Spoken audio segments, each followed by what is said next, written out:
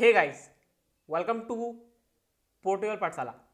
अभी जब मैं ये वीडियो रिकॉर्ड कर रहा हूँ 29 सितंबर 2020 को पूरी दुनिया भर में कोविड-19 से 10 लाख लोगों से अधिक लोगों की मृत्यु हो चुकी है।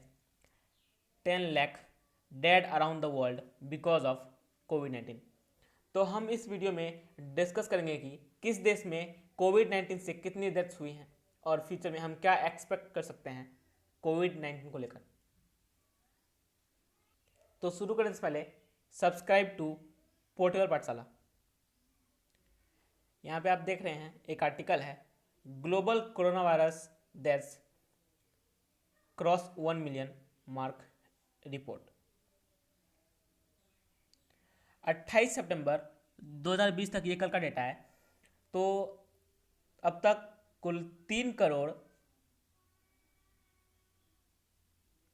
33,602 केसेस हो चुके हैं कोविड-19 के और कुल डेथ्स हो चुकी है 10,02,524 और अभी तक कुल 2,46,42,010 लोग रिकवर किए जा चुके हैं। तो ये एक बहुत बड़ा फिगर है। और अगर हम कंट्री वाइज देखें तो सबसे हाईएस्ट नंबर ऑफ केसेस हैं यूएसए में। यूएसए में टोटल केसेस हैं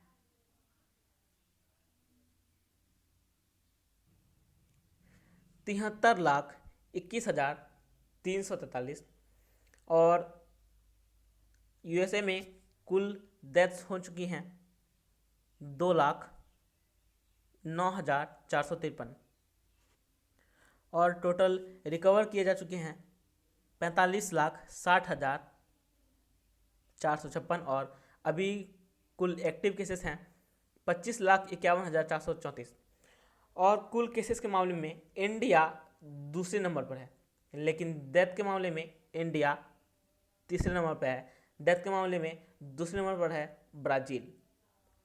तो इंडिया में अभी के लिए टोटल केसेस हैं 60,74,702 और इंडिया में टोटल डेथ्स हुई हैं 95,574 और अभी टोटल रिकवर किए जा चुके हैं 50,16,520 और अभी एक्टिव केसेस हैं 9,62,608 और ब्राज़ील में टोटल मौत हुई है 47,32,309।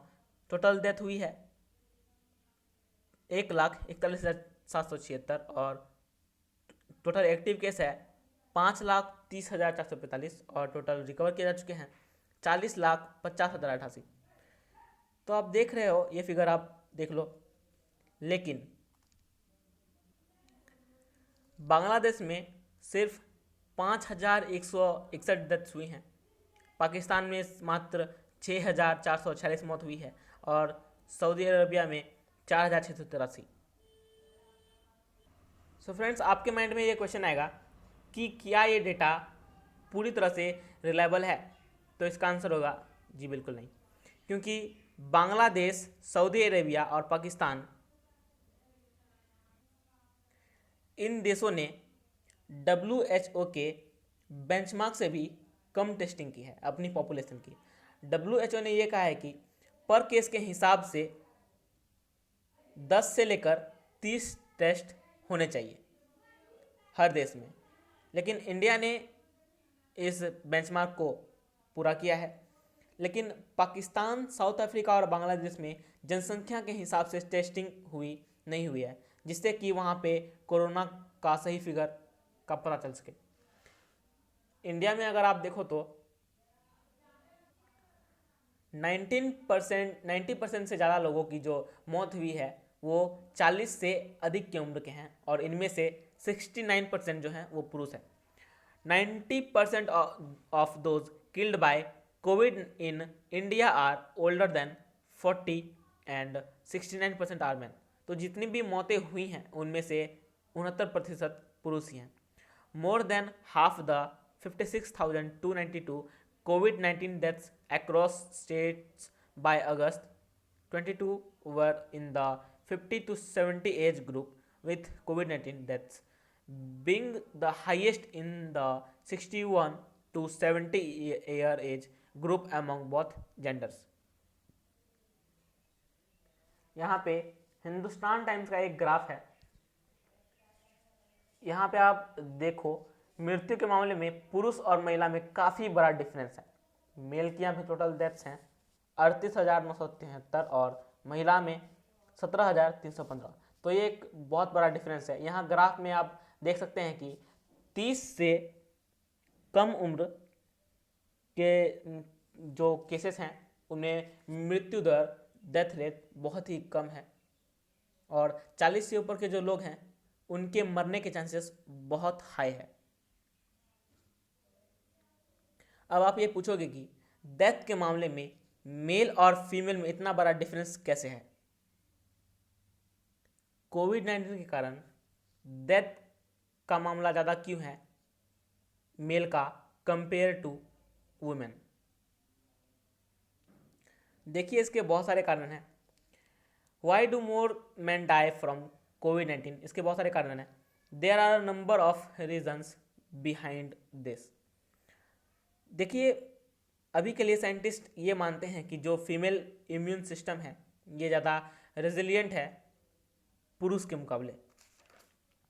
इसका एक बहुत ही बड़ा रीज़न है एस्ट्रोजन हार्मोन।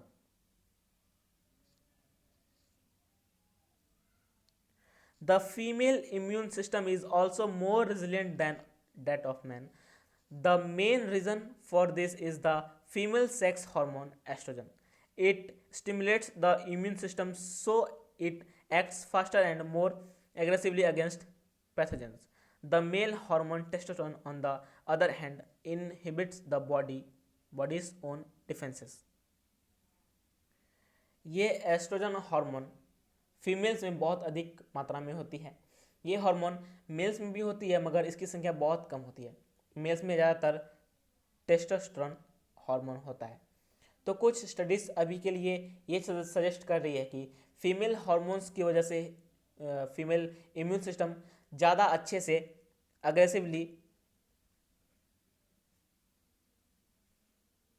अग्रेसिवली रिस्पॉन्ड करता है अगेंस्ट कोरोना। एक और रीज़न यहाँ पे ये भी हो सकता है कि 40 से अधिक वर्ष के जो पुरुष हैं उनमें से ज़्यादातर लोग स्मोकिंग करते हैं जिनको लंग्स का इशू है। जब उनको कोविड-19 होता है तो उनके मरने के चांसेस काफ़ी हद तक बढ़ जाते हैं ऑटोमेटिकली। नाउ इंडिया में जो केस फर्टिलिटी रेट है, India's case fatality rate, the proportion of people who have died among the confirmed cases at 1.5% is nearly half of the global average of 3.2%. India का जो fertility rate है ये धीरे धीरे कम होता जा रहा है। केस फर्टिलिटी रेट का मतलब है कि जितने लोगों को कोविड-19 हुआ है उसके हिसाब से कितने लोगों की मृत्यु हुई है। तो अभी के लिए इंडिया का जो फर्टिलिटी रेट है यह 1.5% है और ग्लोबली ये रेट 3.2% है, जो कि काफ़ी ज़्यादा है। हमारी सरकार अभी ये कोशिश कर रही है कि जो केस फर्टिलिटी रेट है इसको कम करके 1% तक लाया जाए। नाउ ये अचीव करने के लिए हम क्या कर सकते हैं? इम्पॉर्टेंट ये है कि जो हमारे हॉस्पिटल्स रेडी रहे, हॉस्पिटल्स में ऑक्सीजन सिलेंडर्स की कमी ना हो, वेंटिलेटर्स की कमी ना हो, हॉस्पिटल्स प्रॉपरली तरीके से रेडी रहें। तो धीरे धीरे हम लॉकडाउन कम करेंगे तो केसेस अचानक नहीं बढ़ेंगे और हॉस्पिटल्स पे इतना दबाव नहीं आएगा। यहाँ पे आप देखोगे हॉपकिंस यूनिवर्सिटी का एक लेख है और इसमें WHO ने भी ये कहा है कि corona virus WHO wants 2 million covid deaths possible. तो इंडिया में बोल रहा है कि वैक्सीन आने तक इंडिया में 2 मिलियन यानी कि 20 लाख लोगों की मृत्यु हो सकती है। अगर लॉकडाउन लागू नहीं किया जाता तो अचानक हॉस्पिटल्स पे कोविड-19 के केसेस बहुत ज़्यादा बढ़ जाते ऑटोमेटिकली। लोग काफ़ी ज़्यादा मरते क्योंकि हॉस्पिटल्स के पास इतनी कैपेसिटी नहीं है ज़्यादा केसेस को हैंडल करने के लिए। तो जो करेंट प्रोसेस है लॉकडाउन ये काफ़ी हद तक ठीक है और हम उम्मीद कर सकते हैं कि जब तक वैक्सीन आए तब तक फर्टिलिटी रेट कम रहेगा। मगर मान लो इंडिया में अगर फर्टिलिटी रेट 1% रहता है, तो कुछ यूनिवर्सिटीज़ और WHO ने कहा है कि इंडिया में 20 लाख लोग मर सकते हैं बिकॉज ऑफ कोरोना वायरस। यही मैंने अभी बताया था कि कुछ यूनिवर्सिटीज़ और WHO ने कहा है कि इंडिया में 20 लाख लोग मर सकते हैं बिकॉज ऑफ कोरोना वायरस। और अगर ये 20 लाख का आंकड़ा पार हो जाता है तो आप सोचिए, इंडिया टोटल केसेस के मामले में नंबर 1 पे आ जाएगा।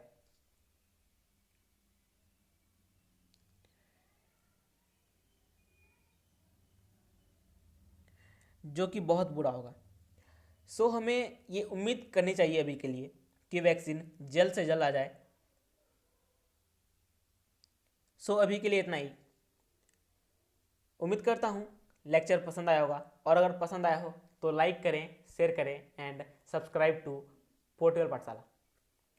Thank you.